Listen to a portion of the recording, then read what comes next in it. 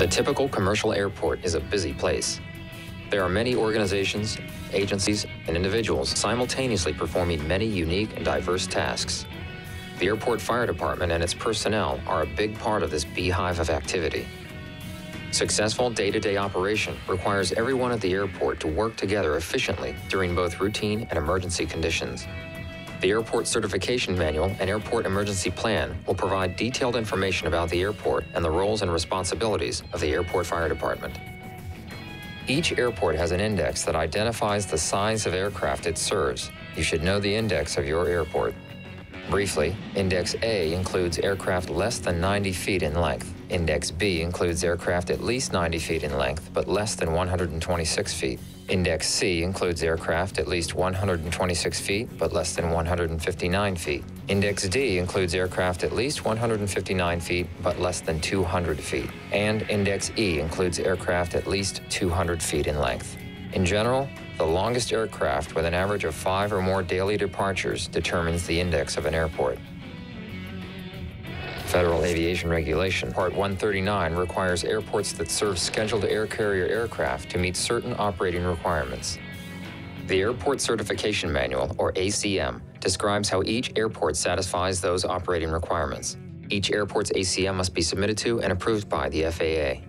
Applicable portions of the ACM must be provided to airport personnel responsible for their implementation. ARFF personnel will have a copy of the ACM, normally in the airport fire station office. The ACM will identify who owns and operates the airport.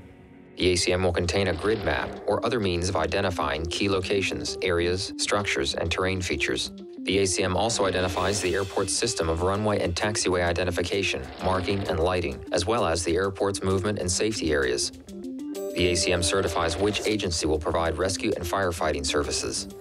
The ACM will usually contain memoranda of agreement between the airport and organizations providing the ARFF capabilities. It is recommended that the ACM include a letter or memorandum of agreement with air traffic control for a discrete emergency frequency. The ACM also indicates the airport's index and the types and quantities of ARFF apparatus and extinguishing agents available to meet Federal Aviation Regulation Part 139 requirements. The ACM describes how hazardous cargo is handled, stored, and transported on the airport, and by whom. It also gives details about airport fueling operations. The airport is required to inspect the facilities and equipment of every airport fueling tenant every 3 consecutive months. Firefighters may help with these inspections. Federal Aviation Regulation Part 139 mandates that airport features must be inspected once during daylight hours and once during hours of darkness, immediately after an aircraft incident, and when required by unusual conditions. The ACM will normally contain a copy of the self-inspection form. Notices to airmen, or NOTAMs, will indicate the dates and times for which they apply. Current NOTAMs should be posted in the airport fire station. The ACM also addresses procedures for controlling ground vehicles in the movement area, radio communications, using light guns when radio communication is lost, snow and ice removal, wildlife hazard management, evacuation or shelter in place. The Airport Emergency Plan, or AEP, is included in the ACM, but can be a standalone document. As required by Federal Aviation Part 139, the AEP must assign emergency responsibilities, establish lines of authority and organizational relationships, indicate how response actions should be coordinated, describe how people and property will be protected in emergencies and disasters, identify response and recovery resources available within the airport or by agreement with local communities. The AEP has 4 major components. The basic plan describes the legal authority for emergency operations, general concept of operations, and general responsibilities for emergency planning and operations. Functional annexes are broad plans for the performance of specific tasks. They are unique to each airport and applicable to all emergencies.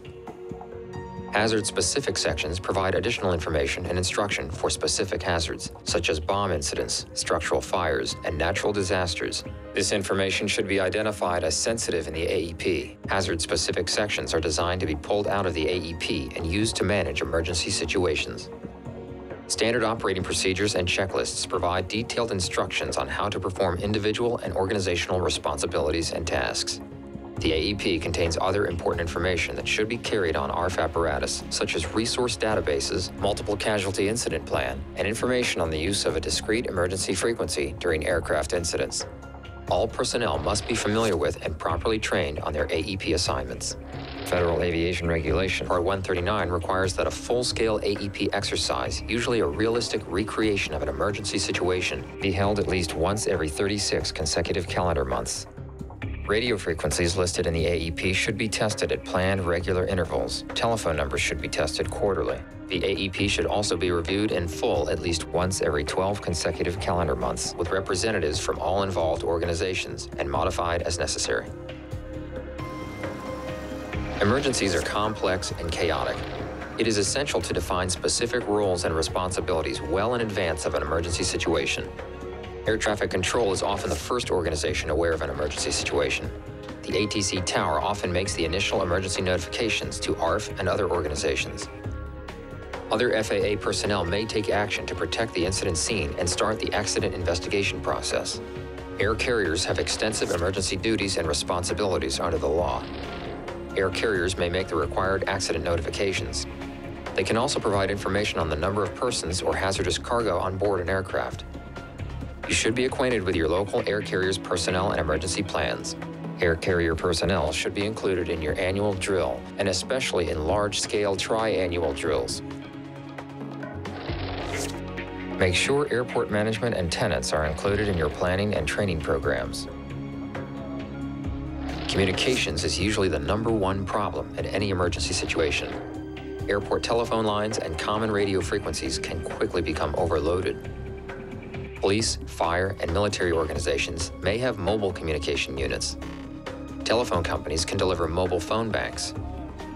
The coroner or medical examiner directs and coordinates the recovery, identification, and processing of the deceased and their personal effects. The AEP will define responsibilities for triage, on-scene emergency treatment, and transportation of the injured to a medical facility. The AEP will also identify each building that will accommodate uninjured, injured, and deceased persons, and will provide contact information for all medical facilities and organizations. Saving aircraft occupants' lives is the primary objective of firefighters at a crash site. The fire department will also fight fires, stabilize incident scene hazards, and may assist with emergency medical services and recovery of the deceased. Preservation of the site is the second most important activity. Security of the accident scene is the responsibility of the airport owner until it is released by the NTSB or other official agency. A fire service officer will usually be the initial incident commander. In many instances, the ARFF department will be supplemented by a mutual aid response. Local mutual aid fire departments may have a tremendous amount of apparatus, tools, equipment, personnel, and expertise available for aircraft emergencies. ARFF units should be aware of the available off-airport resources. Additional agencies can be called on to support recovery operations, including law enforcement, the military, the Coast Guard, the Red Cross, and other agencies. Understanding the airport's physical layout, markings, policies, and communication procedures is essential for effective and safe emergency response. The Air Operations Area, or AOA, is the area inside the airport boundary where aircraft movement takes place. The AOA includes aircraft gates, ramp areas, runways, taxiways, and areas for both ground vehicles and aircraft. The AOA is divided into two primary areas, movement and non-movement. The movement area includes runways, taxiways, and safety areas. The non-movement area includes all areas inside the airport boundary area other than taxiways and runways. Aircraft always have the right-of-way over ground vehicles. The only exception is when air traffic control explicitly authorizes a ground vehicle to have right-of-way over an aircraft.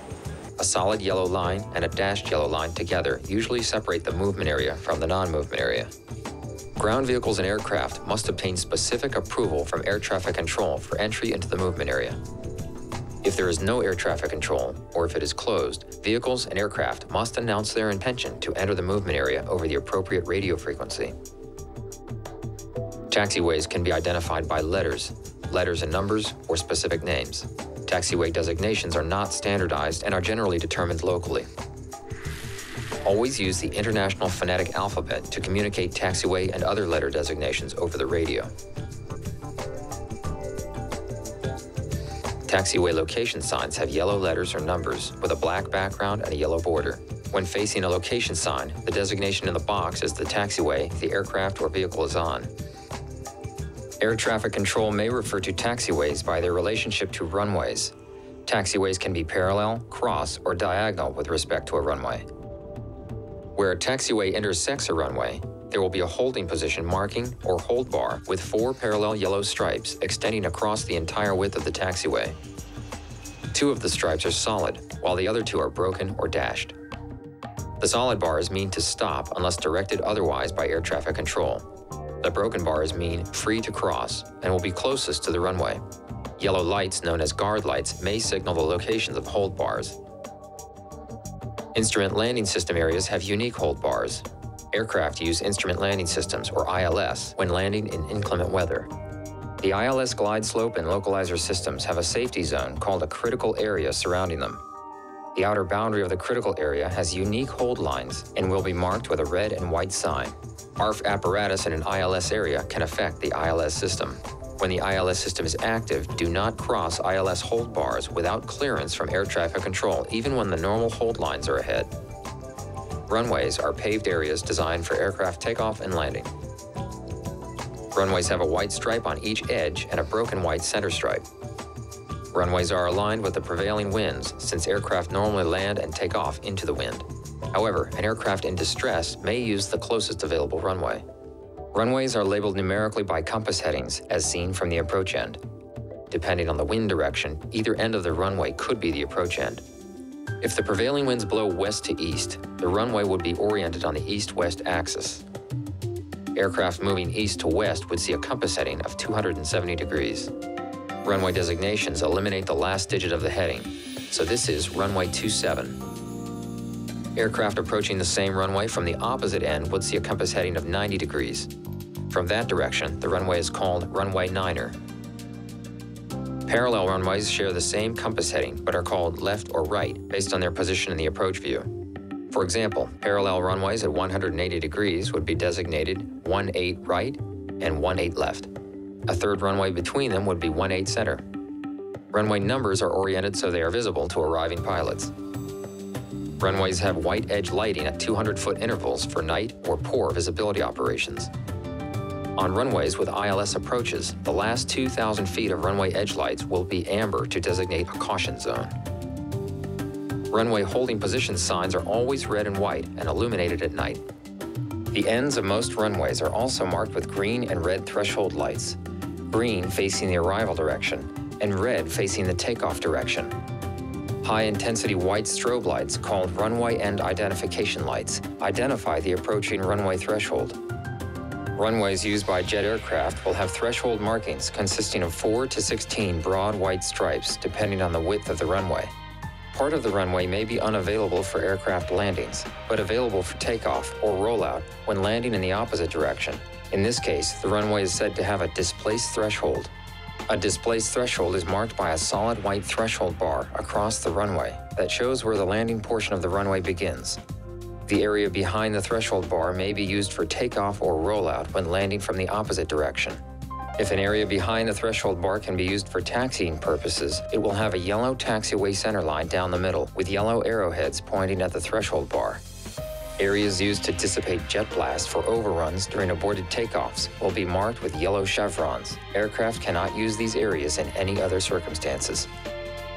An X painted on a runway or marked in lights means the runway is closed. Runway distance remaining signs are black with white numerical inscriptions. The number on the sign indicates the total runway landing distance remaining in thousands of feet. These signs may be located on one or both sides of the runway. The runway safety area is an area surrounding a runway capable of supporting aircraft under dry conditions without structural damage to aircraft or injury to passengers. Runway safety areas often extend up to 1,000 feet beyond each end of the runway and may be up to 500 feet wide. Except for fixed objects required for airport operations, no object or vehicle may be left in the safety area when the runway is open. Movement areas may have large paved areas for staging emergency apparatus or parking aircraft during an emergency. Most airports also have free travel areas, such as perimeter roads and service roads, where vehicles can move independent of air traffic control. Ramps and aprons are used to park and service aircraft. A gate is a terminal area where air carrier aircraft park to plane and deplane passengers. Exercise extreme caution and care when operating around ramps, aprons, and gates. Large aircraft parking areas will often have red and white envelope lines on the tarmac to indicate the area the aircraft will use. Do not park inside an envelope or behind aircraft at the gate. Check with ramp personnel to find a safe place to park, and be sure to leave someone with a parked vehicle to move it if necessary. All vehicles must yield if anti-collision lights are on, which means the engines are running or the aircraft is being moved. The airspace around every major metropolitan area in the country is crowded with aircraft flying, landing, and taking off. Statistics show that 88% of aviation incidents occur during takeoff and landing, which together make up only 7% of total flight time. Air traffic control is responsible for coordinating, sequencing, and separating the movement of aircraft during takeoff, flight, and landing. When an aircraft is at a certain altitude, location, or distance from the airport, the pilot will switch to the air traffic control tower frequency for their final destination. Air Wisconsin 3750, Richmond Tower, state nature emergency. In an emergency, any aircraft may attempt an emergency landing at the nearest accommodating airport. An aircraft incident can occur at any time or place. The traffic pattern is the prescribed series of movements for aircraft landing or departing from an airport. It is important for airport firefighters who may be waiting in a standby position for an in-flight emergency to be aware of traffic pattern movements. A typical traffic pattern has the following components: the upwind leg, the crosswind leg, the downwind leg, the base leg, and final approach, also known as final. In an emergency, an aircraft may not fly a traffic pattern, but rather a straight-in or modified approach. An aircraft in an emergency situation may force other aircraft in traffic patterns to perform go-around or missed approach maneuvers instead of their planned landing approaches. Airports serving air carrier operations will have a Security Identification Display Area, or SIDA. Personnel in this area must have an appropriate airport badge or an escort. You should investigate anyone without an appropriate badge visible. If necessary, escort the person out of the SIDA or notify security. Badges or card keys may be needed to access doors and gates to certain airport structures or the AOA. Some fences may have breakaway or knockdown posts that ARFF vehicles can carefully drive over. Use caution to avoid damaging bumper turrets. Every airport has unique features, from large bodies of water to nearby highways, agricultural areas, or wildlife preserves. Elevated obstructions such as water towers, smokestacks, cranes, and power lines are sometimes painted in red and white striping and marked with red flashing lights or white strobe lights. You should be thoroughly familiar with the airport environment, layout, and any special natural or structural features. Referring to a map can waste valuable time. You should also be aware of the current and projected conditions and activities of the airport, including weather and construction projects. Many airports present structural fire protection problems similar to a small city. Hangars, hotels, restaurants, air traffic control towers, cargo facilities, parking garages, and offices will have their own emergencies and may be affected by an aircraft emergency. Most airports also have terminal areas that represent a tremendous life hazard, especially when passengers exit the terminal to board or deplane. ARFF vehicles should carry appropriate airport maps and structural pre-fire plans. Maps should be easy to read and indicate every emergency response-related aspect of the airport. Water sources are an important airport feature. Hydrants are usually located near airport structures and perimeter roads. Most airports do not have hydrants in movement areas.